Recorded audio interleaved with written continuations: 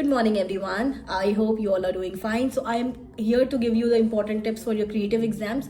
सबसे पहले, guys, always read all the questions very carefully. Like the first 15 or 10 minutes of your exam, आप तीनों question को बहुत अच्छे से पढ़ लो. पढ़ने के बाद उन तीनों क्वेश्चन में आप क्या क्या पॉसिबल सॉल्यूशंस बना सकते हो उसको उन तीनों पेजेस में छोटे छोटे थंबनेल में बना लो, ताकि वो आइडियाज फेड ना हो जाए, आपको याद रहे. जब आप तीनों को बना लोगे आप कॉन्फिडेंट हो जाओगे यहाँ से कि what you have to do in these 3 questions. Then जब आप फर्स्ट क्वेश्चन सॉल्व करना शुरू करोगे आपके दिमाग पे वो प्रेशर नहीं होगा कि ओके आपको अभी सेकेंड क्वेश्चन का आइडिएशन करना है, थर्ड का करना है, ये नहीं होगा. सो दैट्स वाई तीनों क्वेश्चंस की प्लानिंग कर लो पहले 10 मिनट में. सेकंड मोस्ट इंपॉर्टेंट थिंग, ऐसे कुछ बच्चों के सवाल आए हैं मेरे पास कि मैम अगर एक वर्ड क्वेश्चन का हमें समझ ही नहीं आ रहा है, उसका मीनिंग ही नहीं पता है, तो उस केस में क्या करें. उस केस में आप क्या करोगे कि सबसे पहले तो हिंदी का भी ऑप्शन होता है, उसके नीचे लिखा हुआ होता है क्वेश्चन, तो आप हिंदी में भी पढ़ सकते हो. सेकेंड आप क्या कर सकते हो, उस वर्ड को सेंटेंस के साथ रिलेट करके देखो, बार बार पढ़ के देखो और देखो कि वो क्वेश्चन क्या बोलने की कोशिश कर रहा है. अगर आप तब फिगर आउट कर लेते हो, आप जो भी आपके दिमाग में आ रहा है आपने उसको बना करके रख दिया, तो इस तरीके से आप इन क्वेश्चंस को टैकल करोगे. थर्ड मोस्ट इंपॉर्टेंट टिप, आपको पता है कि 40 + 30 + 30 मार्क्स के 100 मार्क्स के क्वेश्चंस आते हैं आपके, तो ये बिल्कुल जरूरी नहीं है कि हर क्वेश्चन में आप 1 घंटा + 1 घंटा दो. हो सकता है कि 40 मार्क्स वाले क्वेश्चन में आपका ज्यादा टाइम लग रहा हो, 1 आवर 20 मिनट्स लग रहा हो, 15 मिनट्स लग रहा हो, तो बिल्कुल भी पैनिक मत हो. अगर आपने पहले से प्लानिंग करके रखी हुई है कि आपको सेकेंड क्वेश्चन में क्या बनाना है, थर्ड में क्या बनाना है, आप डेफिनेटली बना लोगे. So it is going to happen कि ऐसा नहीं होगा कि 30 मिनट से बना करके रख दो. Never get influenced by other students. This is my tip number 4. ये मत सोचना कि अरे बगल वाले का तो 1.5 घंटे में कंप्लीट हो गया है. ऐसा तभी हो सकता है जब उसके दिमाग में आइडियाज नहीं आ रहे हो, ऐसा तभी हो सकता है जब उसके पास स्किल्स ना हो. अगर आपको प्रॉपर 3 आवर्स लग रहा है अपना पेपर करने में, दैट मीन्स कि आप बहुत सीरियसनेस के साथ अपना वो पेपर कर रहे हो, स्लोली कर रहे हो, समझ करके कर रहे हो. Number 5th point which I want to tell you all guys, कि कभी भी ऐसा मत करना कि डार्कर पेंसिल यूज कर लिया और डार्क पेंसिल से आप शेडिंग या स्केचिंग कर रहे हो और फिर आपको लग रहा है कि अरे आपने तो गलत बना दिया, now you are going to erase that. नहीं, ऐसा बिल्कुल नहीं करना है. अगर आपने थंबनेल्स बनाए हुए हैं आप क्लियर हो जाओगे कि आपको क्या बनाना है. पहले पेंसिल का इंप्रेशन बहुत हल्का रखना है आपको, उसके बाद जब आप क्लियर हो जाओ तभी आप उसको फिनिशिंग मोड पे लेकर के जा सकते हो. Again one more important tip, it is not at all required कि आप सारे क्वेश्चंस में कलर करो. अगर आप कॉन्फिडेंट नहीं हो अपनी कलरिंग को लेकर के, आपको लग रहा है कि आप बिगाड़ दोगे कलर करके, तो आप कलर मत करो until and unless it is demanded in the question कि you have to use colors. वहां पे आप कलर्स यूज कर सकते हो. अगेन कलर्स को बहुत हाई एंड शेडिंग करके आपको यूज करने की जरूरत नहीं है. आप थोड़े बहुत ब्लेंड करके शेड करके कलर्स को शो कर सकते हो. तो आप बिल्कुल भी ऐसा मत सोचना कि जो लोग बहुत कलर करके आएंगे उनको अच्छे मार्क्स मिलेंगे, अगर आपने पेंसिल शेडिंग की है आपको नहीं मिलेगा. नहीं, creative thought process, well labelled drawings, proportions में बनाए हुए वेल कंपोज्ड लाइन ड्राइंग्स, आपके स्ट्रेट हो, आपकी लाइन की क्वालिटी अच्छी हो, आपके मार्क्स उस बेसिस पे मिलते हैं, आपके आइडियाज क्रिएटिव कितने हैं उस बेसिस पे मिलते हैं.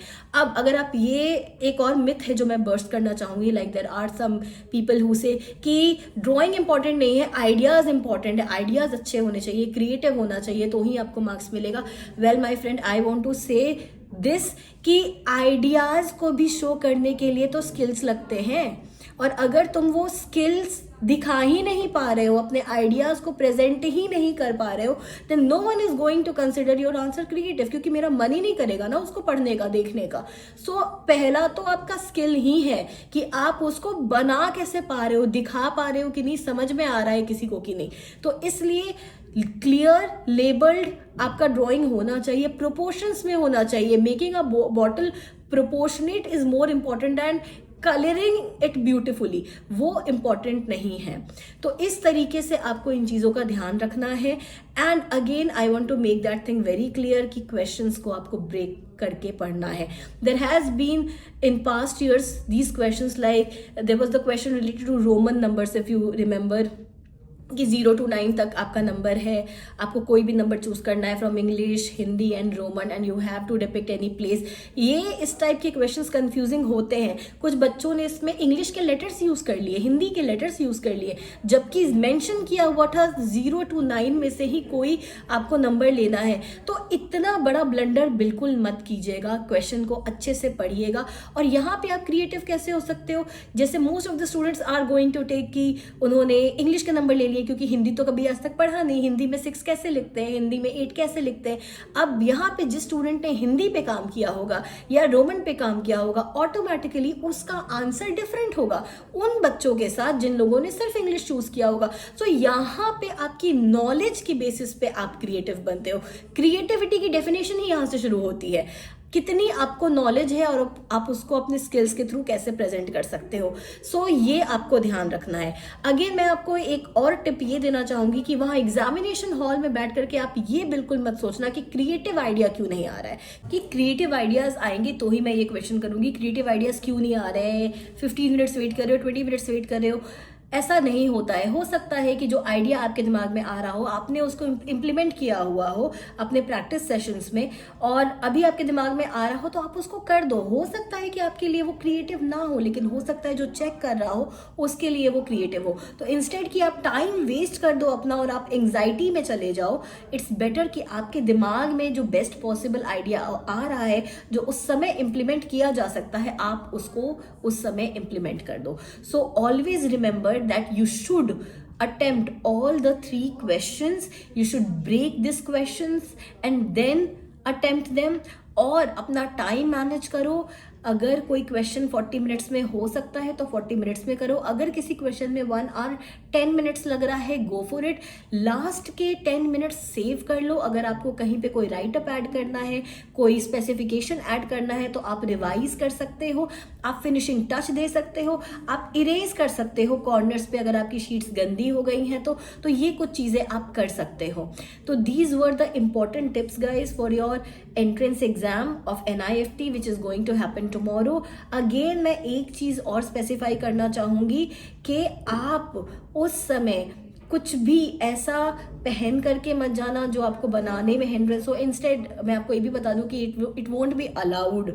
जो भी एग्जाम सेंटर्स होते हैं निफ्ट के, इवन आपके नोज पिन्स, आपके ईयर में जो आपने पहना है, इन सब पे वो टेप लगा देते हैं। तो ये सब खोल के जाना, ये सब लेकर के मत जाना, ताकि आप बिल्कुल भी पैनिक हो जाओ अगर आपके साथ कुछ ऐसा हो तो।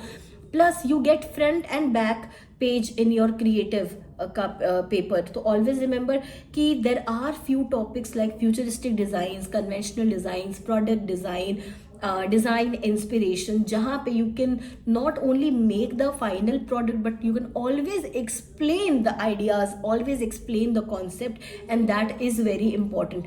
तो जितने पेजेस हैं उसको यूटिलाइज करो, इवन द रफ शीट्स उसको यूटिलाइज करो।